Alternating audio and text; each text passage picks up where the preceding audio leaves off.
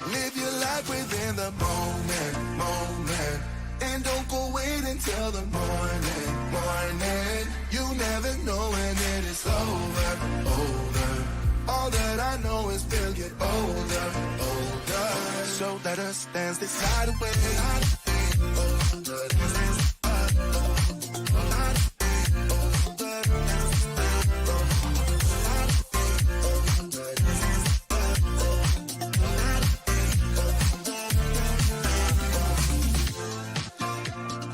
Move to the groove and the light that flickers. We get lost in the crowd, it's getting thicker. We get away from the drinks and chatter. Haven't said a word, but it doesn't matter. Feel the urgent tender. Standing in a blurry green. No one else can see us. Live your life within the moment. And don't go wait until the morning. You never know when it is over. All that I know is we'll get older. So let us dance this night away.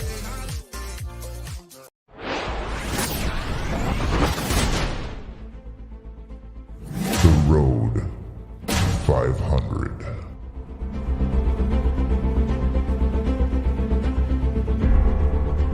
Now my wheels in motion and my windows open with the wind blowing in my hair. I'm driving down the highway, gonna do this my way. I can feel it in the air. Here I go.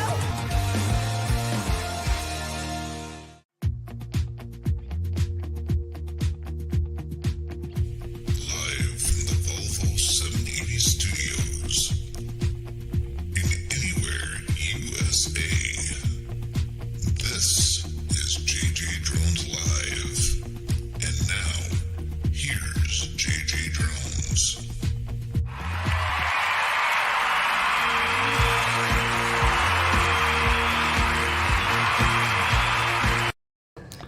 And it's JJDrones Live, coming to you live from the Volvo S780 studios. And if I can get my music up, we will be doing quite well, but apparently it is not cooperating with me today. How's everybody doing? Welcome to the train wreck. My name's Jason and I am here with JJDrones. We have got Stormy Sky Rail Productions in here, Jenny and Steve, we've got Haley, and we've got my dad. Let me see if I can get things organized here.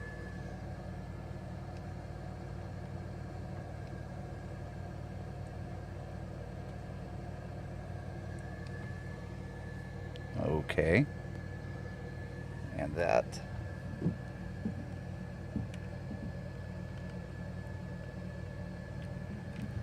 Okay, let's try this again. There we go. Welcome to the train wreck.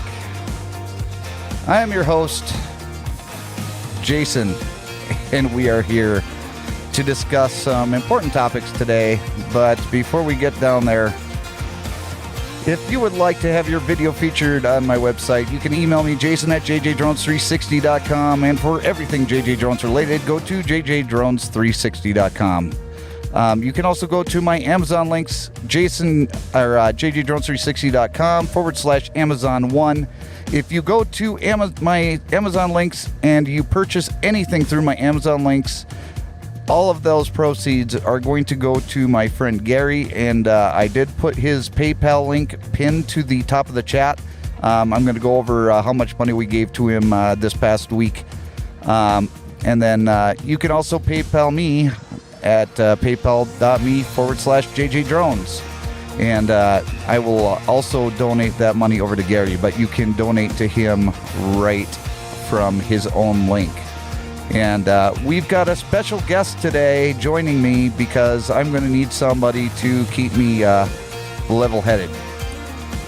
Welcome in, Johnny Mac. Thank you so much for coming in. And Droning Veteran, thank you so much for coming in. But we're not going to go any further without bringing in my good friend, my conscience, the one that's going to try and keep me straight and not scream at the top of my lungs, my very good friend, Carl Marks. How's it going, Carl? I'm all right. How are you? Oh, it has been a fun weekend, let me tell you. Hey, Nikki, welcome in. Appreciate you being here. Thank you so much for coming in. Today is a very important day. We have a very important topic to talk about. And that is why I brought in Carl, because he is not only a very intelligent man, somebody that I can bounce ideas off of and pretty much compare notes. But he got, I think he got a little bit disturbed by this story that I'm about to share with you, okay? Trucking is a very dangerous business. Would you say that's correct, Carl? Yep, I would agree. And because it's a dangerous business, we have to go through a series of training, right? And the reason that we go through all this training, and the reason that I'm training the guy that's with me right now, is because we want to drive safe on the highways, okay? And so I'm just gonna play the story, and it's a story from the local TV6 news station. So I'm not going to be sharing this for any other reason other than to give you a baseline on what we're talking about here. And then after that, Carl and I are going to share our thoughts on it. But as for right now, watch this. And if I can get it to play here. News update from Baraga County. A Baraga man is dead after a semi-truck crashed into the Holiday gas station in Lance last night. The crash started a large fire. The semi-driver is in jail for drunken driving. TV6's Houghton Hancock Bureau reporter Colin Jackson has been on the story since the beginning and is bringing us new details. A 43-year-old Lance man is being remembered as a father of 6 girls, a friend, and an accomplished racer. The Michigan State Police says Al Dantes Jr. was killed after a semi-truck and trailer crashed into the Holiday gas station in Lance just after 11 o'clock last night. Dantes was fueling up hours before the weekend's Lake Superior Performance Rally. Cameron Ayton was in the Holiday gas station when the semi crashed. As I was checking out, literally as I was handing the cashier the money, we just heard a bunch of crashing and banging, and I look up and see a semi coming direct. Okay, Carl, I'm going to stop it right there for right now, okay? Okay. So this guy's sitting there at the cash register, and he's hearing some crashing and banging. If you heard that, what would you assume is happening outside the trucks or the gas station? I mean, an accident of some sort. Would you assume that there'd be a tractor trailer running in towards the store? That would be my first guess, no. So this guy's sitting there at the cash register, and he's paying for his gas, and somebody is out there just crashing in through the gas pumps, okay? And I'm sure that that wasn't what he was expecting to see, but some guy was actually out there pumping gas at the time that this truck was coming through, right? And he tragically lost his life, and I feel sorry for the man that lost his life in this entire scenario. So let's listen a little bit more on what this guy's got to say. Directly at us, plowed right through the gas pumps and right into the building. Ayton works at nearby Campione's convenience store. The Michigan State Police says a semi-truck and trailer went off US 41 and crashed through a power line alongside Campione's. It then traveled alongside the store before crashing into the Holiday gas station. Ayton and the cashier ran through the front of the store after trying to leave through the back. They went to the Dollar General parking lot across the highway as the fire grew. It was a matter of 2 or 3 minutes. It went from just the gas pumps on fire to the whole pavilion area that was covering the gas pumps, slowly spread to the semi, all the way to the store, and it wasn't with 10, 15 minutes and the store was up in flames. The cat. So 10 to 15 minutes, the whole store's up in flames, right? Yeah. Hi, Nanette. Thank you so much for coming in. I appreciate you being here. So we've got a truck. I'm assuming, okay, the first thing, and I'm assuming the truck's out of control. No brakes, right? Right. Yeah. What would your assumption be? Right. Yeah. Yeah. A medical issue, a mechanical issue. That would be my first guess as to why a truck is out of control. Now, if I know nobody in here is familiar with the Lance area, but if I remember correctly, just going off of memory, that Lance area where the Holiday gas station is located, it's off to the right as you're coming into town. And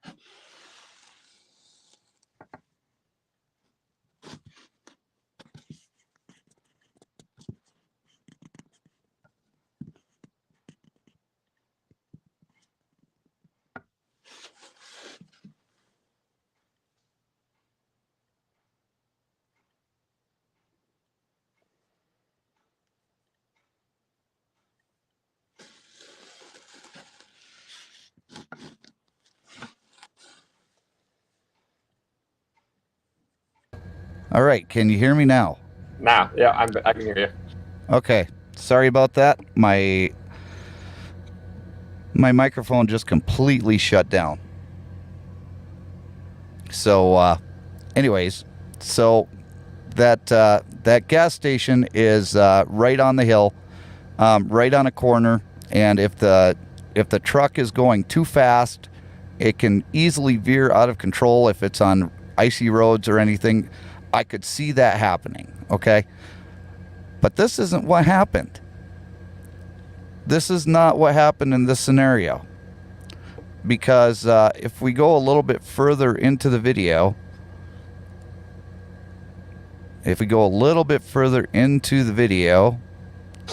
let me go back here. Sorry, I have to go back because everything had shut down, so I had to go back out. All right. Now we're going to find out what happened. I arrest the driver of the tractor trailer, was an out-of-state man, 22 years old, was arrested for OWI and lodged at the Bexar County Jail this morning. The scene remained active into the morning hours. Did I hear that right, Carl? Unfortunately. What does that mean?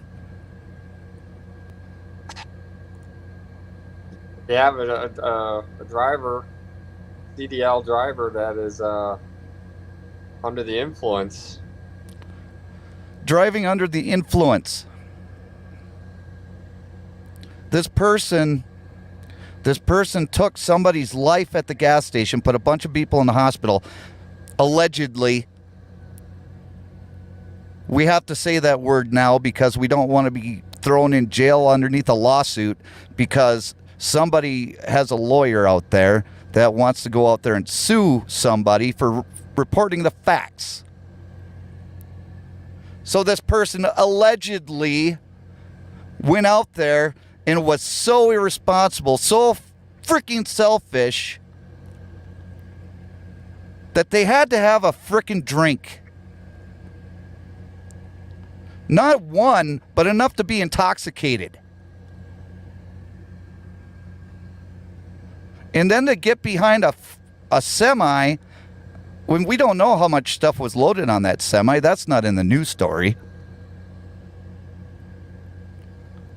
But, Carl, let's say that they were a fully loaded truck. How much weight would be rolling down the road? Well, I mean, 80,000 pounds, you know, maybe, who knows? With bad decisions, they could have been way overloaded. I mean, with a person like that, I mean, you're talking 80,000 plus. Okay. Now, the one thing that wasn't mentioned on the news story, but it was written in an article, and if you want, you can go find the article. I don't have it linked up right here because I didn't have time to get the news story. Yes, and then, as my dad said, what did he have for cargo? Now, allegedly, it was a Sierra England truck. Allegedly, that Sierra England truck was pulling a Werner trailer. I don't understand that. But the trailer doesn't really matter. The power unit's what really matters to me. And it's about their training practices. And the importance of these mega carriers to go out there and train drivers the proper way. There's a right and wrong way to do things. And I can tell you right now, this guy had a trainee in his truck with him. Now, was that trainee also intoxicated? We don't know. But did the trainee try and stop the trainer from driving? We don't know. But these are questions that we need to ask. And there's questions that we need to ask the mega carrier, Sierra England, that allegedly had their drivers out there on the road. The man had 6 daughters. 6 daughters.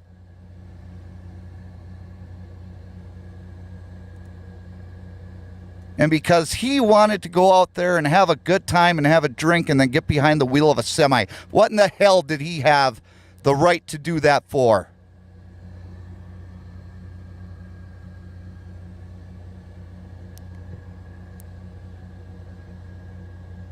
He didn't. And now that man's not going home to his kids. That man was an accomplished race driver. He won't ever be able to do that again. He had friends. He had family. From everything I read about him, he seemed like he was a really cool guy to hang around with. Probably somebody Carl would get along with because he knows how to work on cars. But, you know, I get heated up because this didn't have to happen. So, Carl, what do you think about the whole trainee being in the truck, allegedly, with the Sierra England alleged trainer? Well, I guess so. This topic can go into different 2 aspects right now. We can talk about age of being a trainer, or we could talk about driving under the influence. I'm going to go in the direction of driving under the influence real quick. Right. I think we should navigate both, but start off with the driving under the influence. I mean, okay, so everyone, regardless of license, shouldn't be drinking and driving. I mean, they teach that pretty heavily, and we've all seen examples, whether it be personal or just a bystander, of the effects of alcohol or drug-related accidents. You know, and not being at this one, and that's, again, like you said, we got to choose our words carefully. But if the driver is driving drunk, what was the trainee doing? Like, right? There's questions. Was he also participating? Was he maybe nervous of? He didn't want to fail, or she didn't want to fail, you know, however you want to go with that, you know. But as a call to, or a text message to somebody saying, or something could have been done before this got to this result. Right.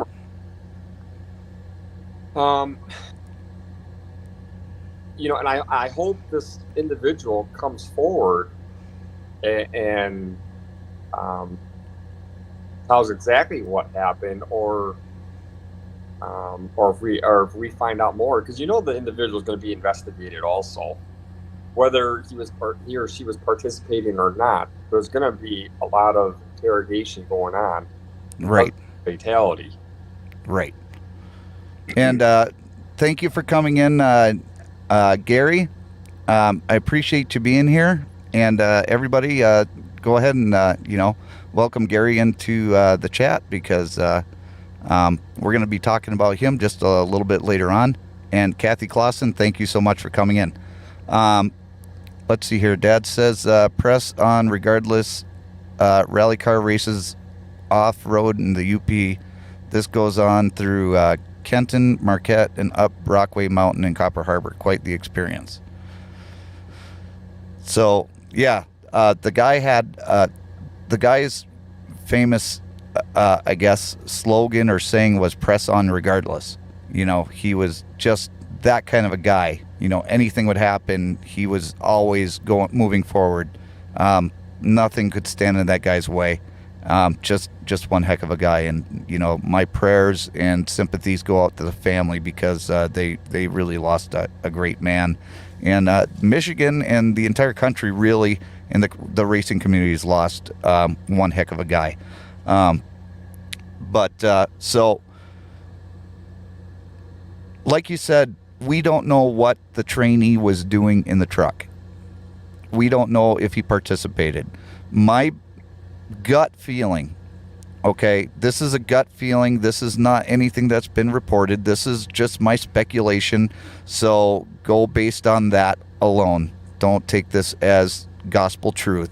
But my speculation is that trainee participated with the driver and was too afraid to say anything, because he was going to get in trouble too if anybody found out. Well, guess what? Too late now, buddy. Right. He would have been better off calling into the safety department saying, "Hey, we went out and had some drinks, and I wanted to just stay where we were at, but my trainer is saying, hey, we need to roll down the road and go to someplace else, because we got to get going," right? That's possible. I mean, he or she could have been sleeping too. I mean, it's possible. It's possible. Guilty, innocent.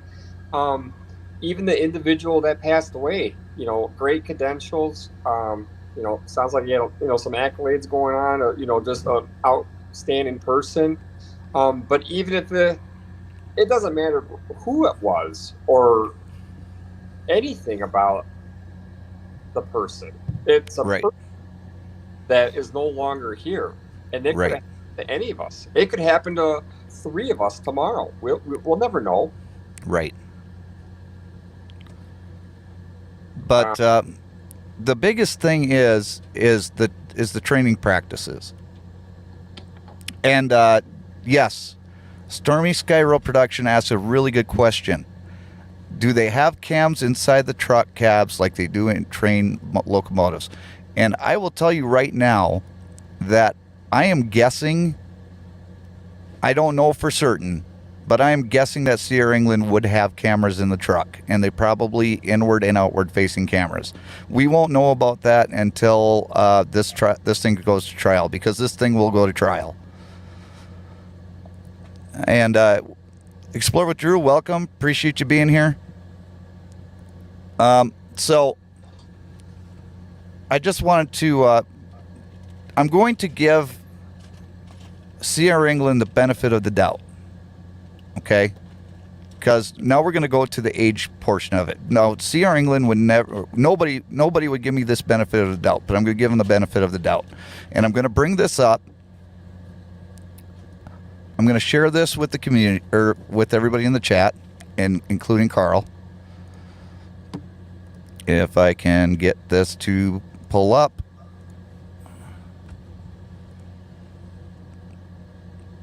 And Carl, you're going to have to let me know if you're able to see this or not. All right. Okay, can you see that? Yeah, I just got to scoop my eyes in a little bit.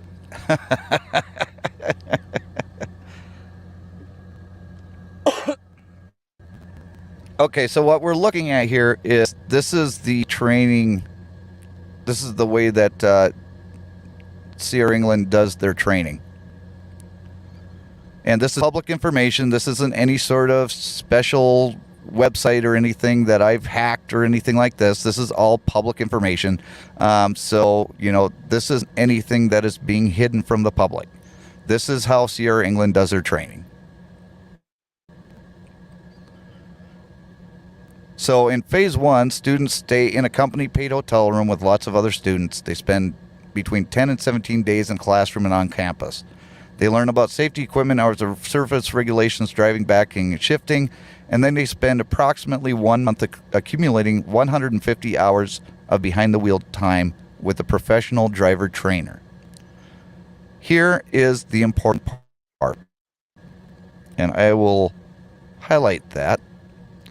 Trainers are encouraged to share their industry knowledge and personal experience with the students. However, you should know that many have less than 6 months of experience. Carl, your comments. I don't even know where to begin with that. I mean, 6 months or less, you know, I mean, there's not one company that should allow somebody to train another person to drive a vehicle that size or that distance with only 6 months experience themselves. Themselves don't even know probably half the stuff that they're going to encounter. And to jeopardize that, because I mean, what would happen if they encounter that stuff with somebody and they don't know what to do? Being a trainer, you have to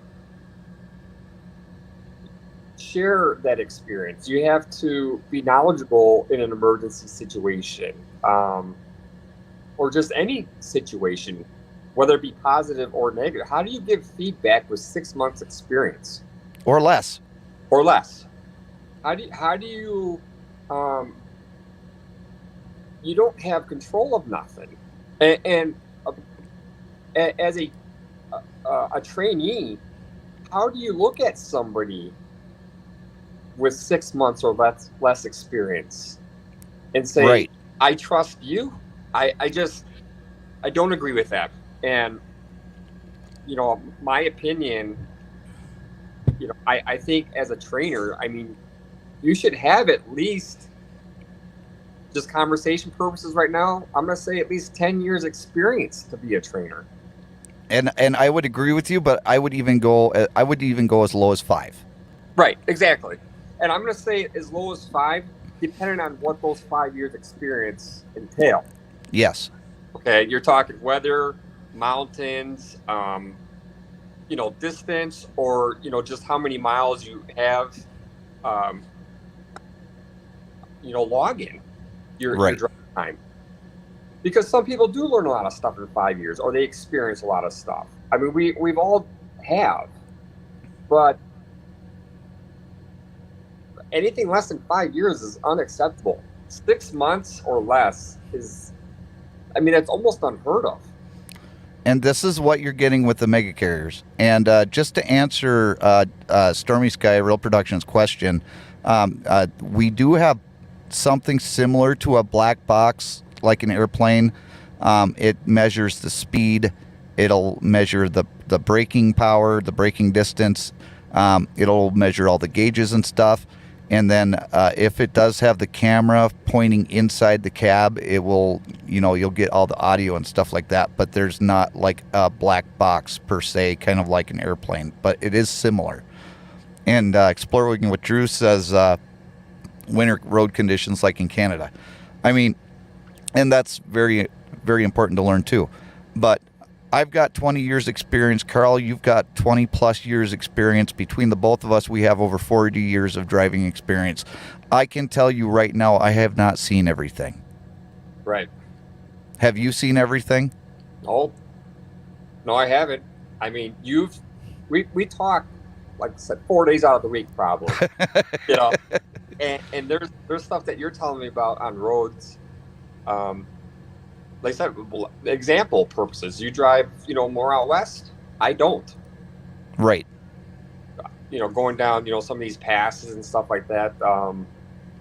I consider myself a rookie at that. I've only done it a few times. Right. Or chaining up, or there's a lot of stuff that comes into play, but I haven't seen everything either, and there's some stuff that I hope I never see. So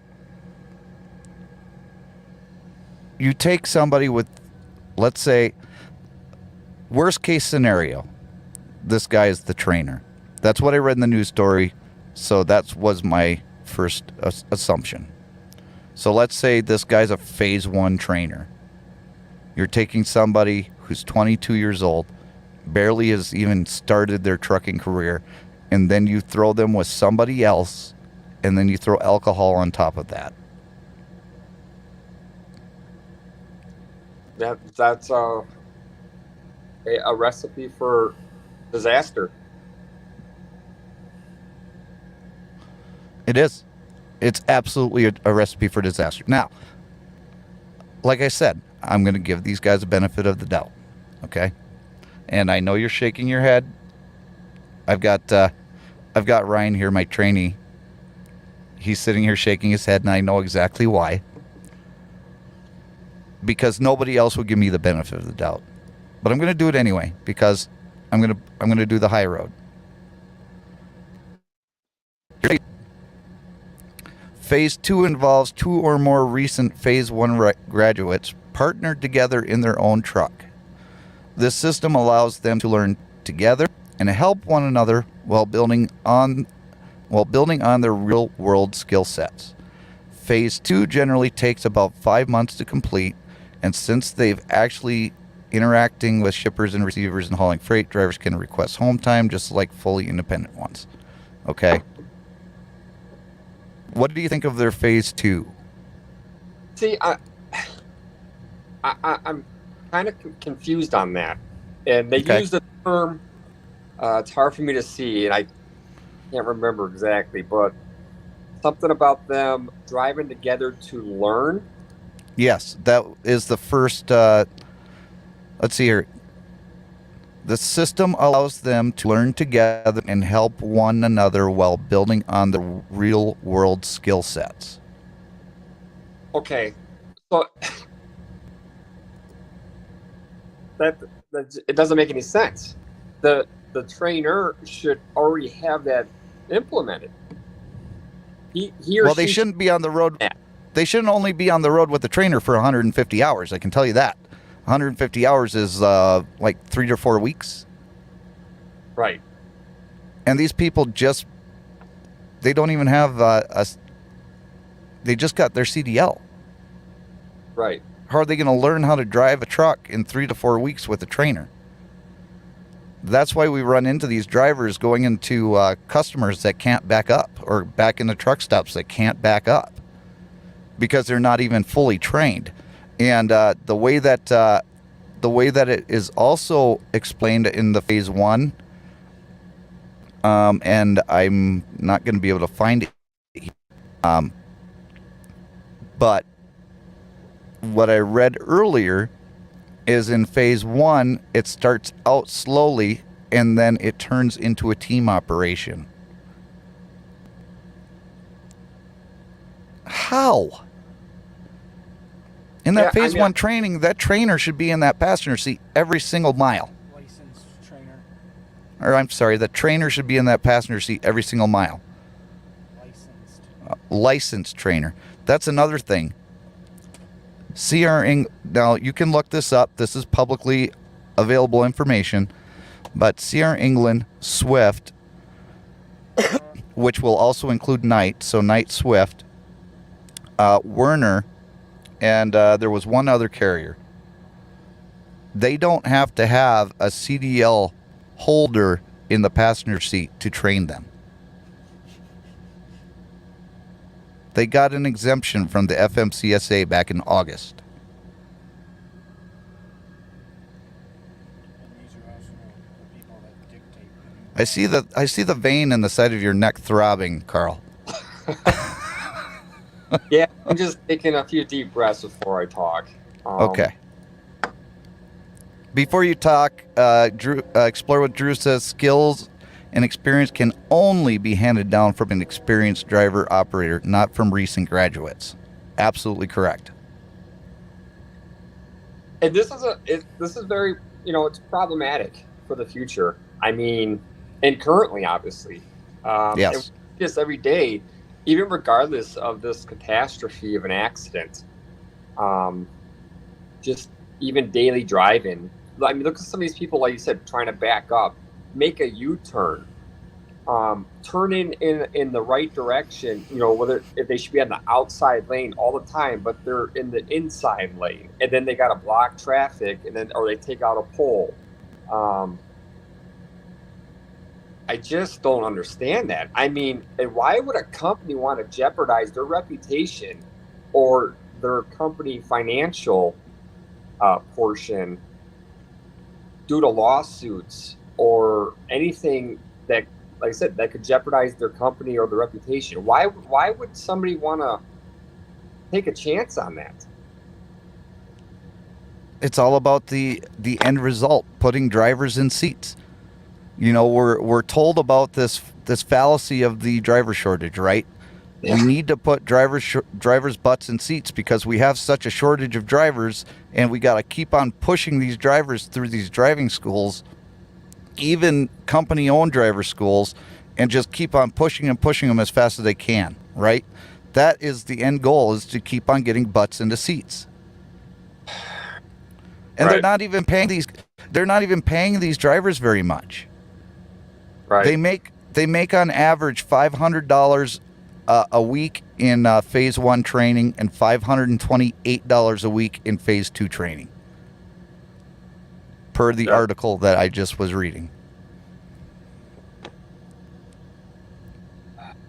And that's probably why also they have just small experience, because any experienced driver would say, no, thank you. I mean, I would say other words, but I mean, just say, no, thank you. I'm not going to take that pay. Right. To do that. Now there is things that, like I said, helping out people, whatever, do right. That. That's fine. But nobody's going to say, hey, Carl, Jason, I want you guys to train for my company. Here's $500. Right. That's not going to happen. No, exactly. But you get somebody that's got 6 months experience, that money looks promising, especially right. To a 22-year-old. Right. Exploring what Drew said, I took many trainees along with me during the later part of my career. That was only done after I had 20 years experience. Good point. It's a really valid point. And Dan's trainer stayed in the sleeper. That's probably because he was too afraid of Dan's driving.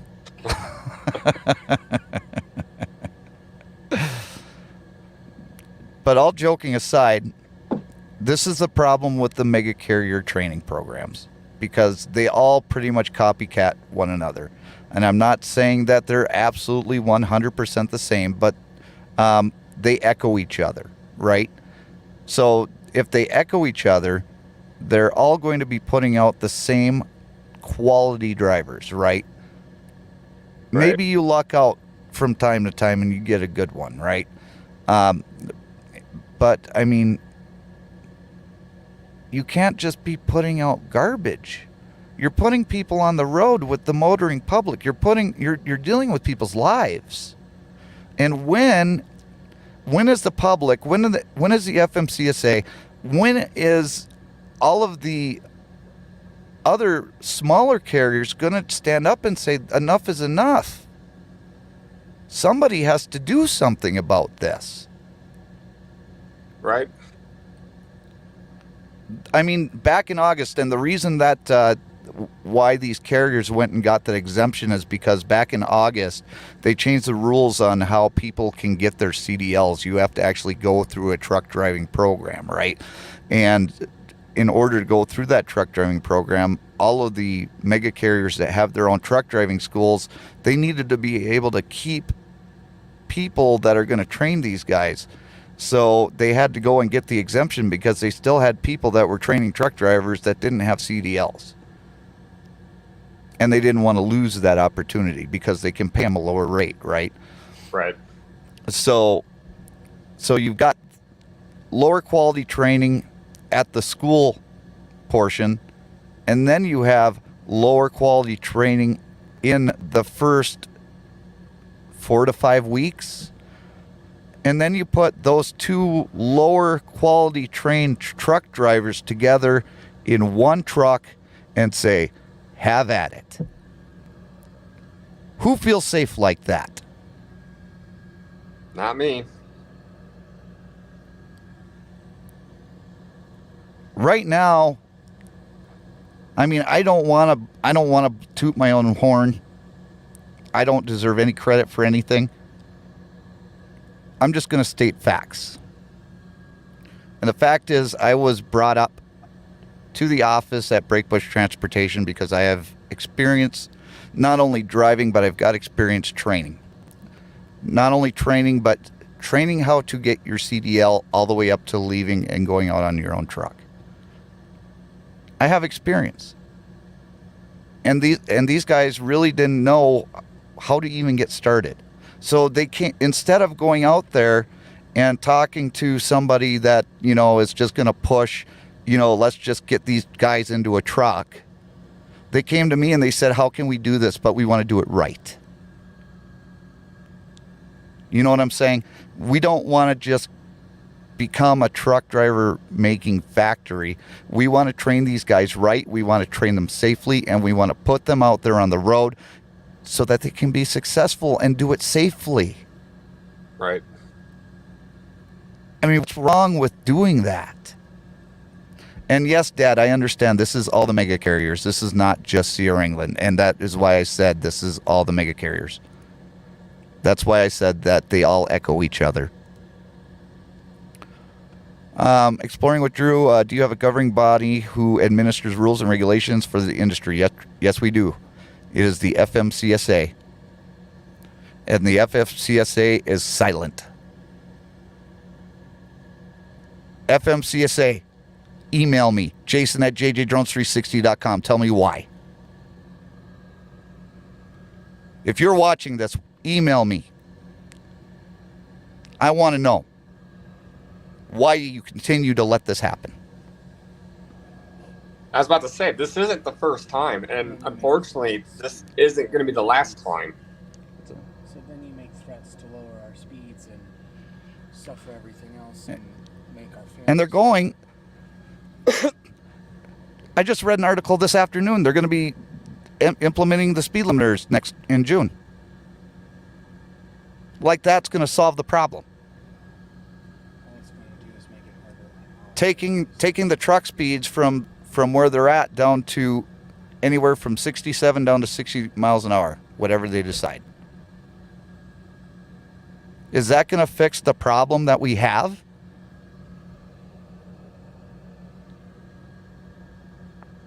No.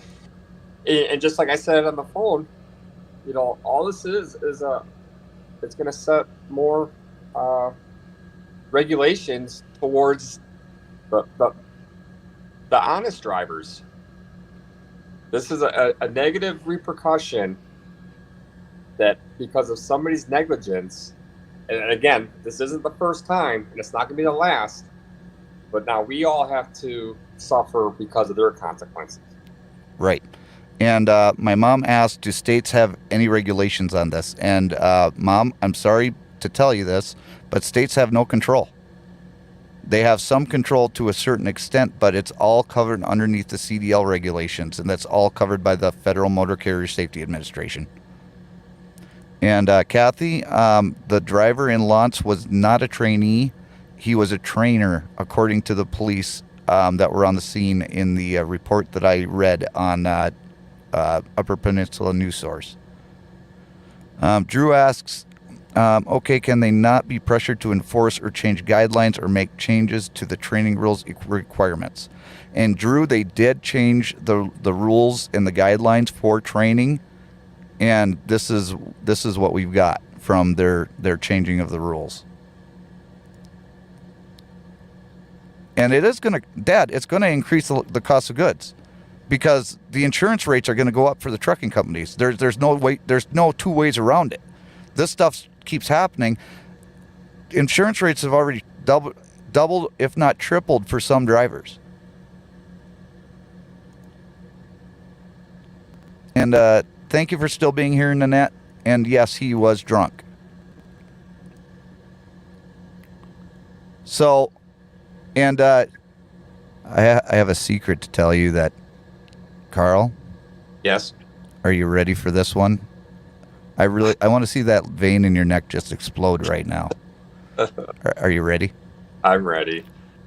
According to an article from Jalotnik, it's a very good, reputable car source. The federal government has implemented a pilot program that the government will decrease the speed on cars and control how fast you can go in your cars. Wow.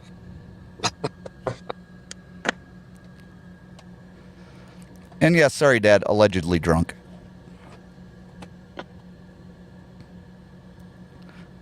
I don't know what to say. They came for the semis and I said nothing because it didn't matter. Then they came for the cars and it was too late. I'm telling you. Because they're going to come back and they're going to say, you know what, driving is not a right, it's a privilege. And we can control it however we want. Yeah. Yes, Carl is speechless right now. I think I just made his head explode. Yeah.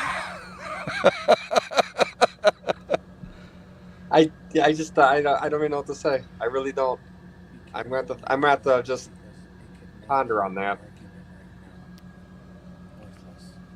I mean, there's something that I really want to bring up, but I can't bring up because I don't want to get in trouble, but it does have to do with the 19, 18-year-olds. So one way or another, I know I got to talk about it, but it's not going to be when you're on the show.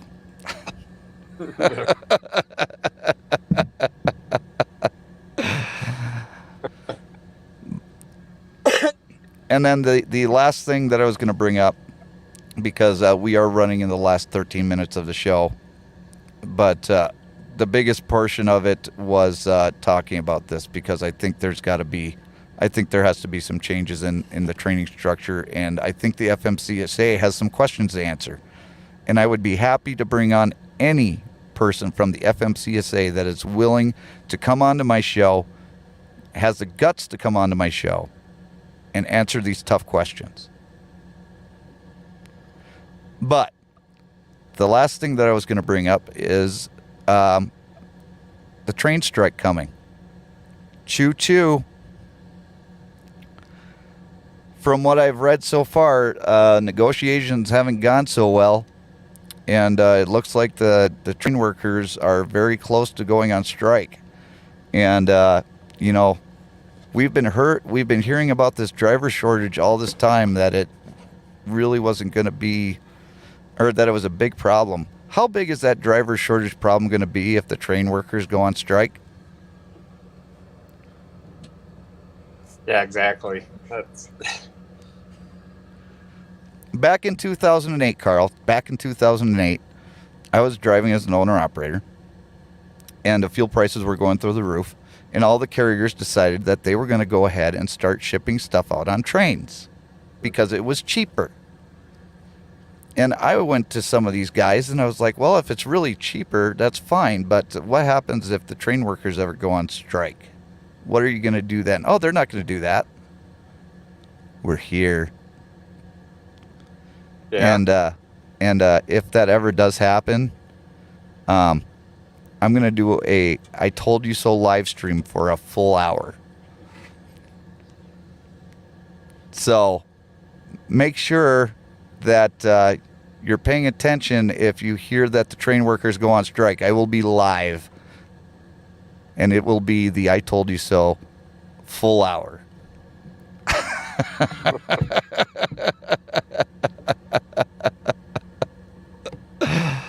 It'll be interesting to see what happens.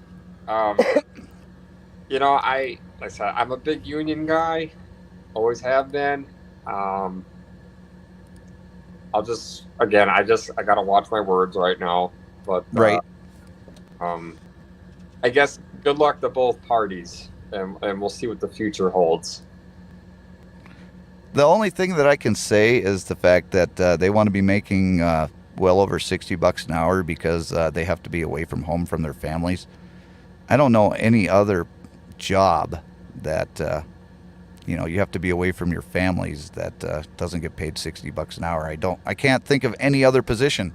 There's no other position out there that does that. You know, military, truck drivers, salespeople, all sorts of stuff. Right. The wages.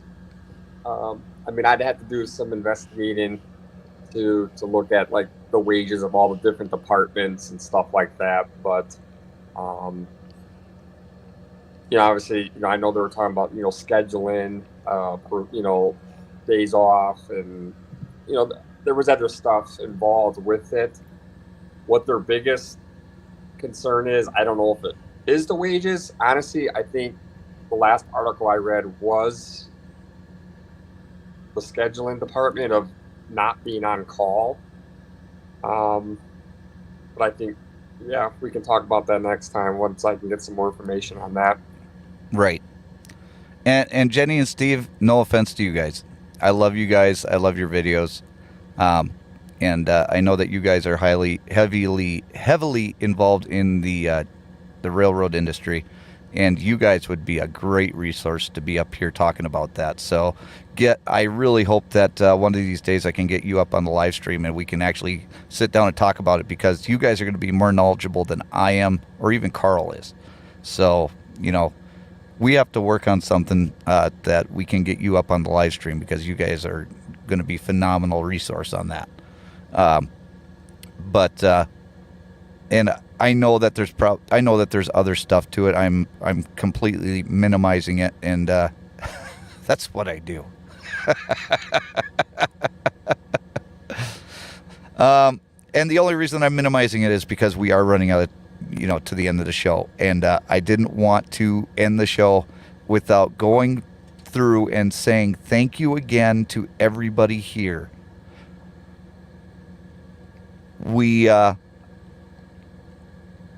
I don't have I tried to upload everything that I could, and I didn't get a chance to upload, but and I completely forgot to upload the pictures from the accident, and there's one of them right there. That's the truck that is the truck allegedly after it crashed into the gas station. And this is the truck in the morning, allegedly being an alleged CR England truck. Allegedly. Did I say allegedly enough, Carl? No, you might want to say it one more time just to cover yourself. Okay, it was allegedly a CR England truck, because it allegedly says CR England on the door, and it allegedly has its DOT number on the side. So, allegedly. Thank you. I think I covered my tail. So, Gary, Jailbait and Tackle, I hope, if you're not still in here, I hope that you watch the replay. We were able to donate. Get this, Carl. Are you ready? I am. We were able to donate $610 to Gary from my little channel. Yeah. $610. Thank you all so much for your generosity, for your time, for helping out a friend. And you know what? Right now he's down in Florida. I wish he would have stayed in the chat, because I really wanted to get his feelings about, everybody helping out. because it's a great guy, and your money is going to go a long way to helping him out. I have a small channel. I only have 403 people subscribed to me right now, and we were able to do that. So thank you, everybody. And if you feel like that you still want to donate to him, I pinned his PayPal to the top of the chat on YouTube. So you can go to the chat on YouTube and click on that. And if you still don't know, just email me, Jason at JJDrones360.com, and I can send you the link to his PayPal as well. Otherwise, go to my Amazon account. Everybody's buying stuff on Amazon, whether it be for Christmas, for Thanksgiving, for hunting season, for school. If you go on Amazon, go to my website. In fact, I will go through the steps again, just so that everybody is aware of how to do this, because it's real easy. It's easy as 1, 2, 3, as they say. Oops. It's easier than clicking the right button. Okay, so Carl, this is easy enough for you to understand. So if I can make you understand, I can make anyone understand. Right. So go to JJDrones360.com. Then there is Amazon right here. Click on that. Once you click on that, it will bring you to all of my Amazon associate links. Now, you don't have to buy anything here. I mean, you can if you want, and, you know, all this stuff here is stuff that I use, so, you know, I highly recommend everything that's on my list. But let's say you want to buy a pack of pencils. All you have to do is go to the top of my list or any link here, click on it, and once you click on that, that's going to bring you to Amazon. And then you can go ahead and do your shopping and buy whatever you want. And it'll get it to me. And all the proceeds that I get from people buying stuff from Amazon for me for the entire month of October will be going to Gary as a donation. And right now we're at about $100. So if you're able and you're going to be buying stuff on Amazon, please continue to do so through my Amazon Associates links. You're not going to pay anything extra. You don't pay anything extra. But what you do. Did you see what I did there? What you are going to do is help somebody that needs some support right now. So, Drew, I do believe that it will work if you shop through Amazon in Canada. I mean, hey, it's worth a shot, right? If it doesn't work, it doesn't hurt anything. So, but if you do it, I did it again. If you happen to do it, just email me, let me know, and I will let you know if it worked. So, anyways, we're getting down to the last minute and a half of the show. This show just freaking flew by. Okay. And there was a lot of stuff. I wanted to go further in depth in the speed limiters for cars and for trucks. And I wanted to go more in depth in the train strike. But we can definitely go more in depth if the train strike actually does happen. And so, Carl, be ready for that. Oh, yeah. Do you have anything that you would like to leave with your parting wisdom? You know, with this last event that took place, I always tell everybody, just keep your eyes open, even for the so-called professional driver. Unfortunately, you don't know how they were trained, and nobody's perfect, but there's a lot of pretty egregious mistakes out there, and this was one of them. And again, you gotta. No drinking and driving for nobody. No drugs. I mean, you're there to just drive the vehicle no matter what you're driving. And if you fail to comply with that, you're probably going to suffer some pretty big consequences, such as this driver that's going to be coming up. But yeah, man, I'm looking forward to talking about some other stuff. Absolutely. And, you know, everybody needs to be safe out there. You know, the holidays are coming up, a lot of travel. Just be safe. Okay, Carl, I'm going to put you backstage. I'll say goodbye to you after the end of the show. Thank you so much for coming in, and I do appreciate it. See you.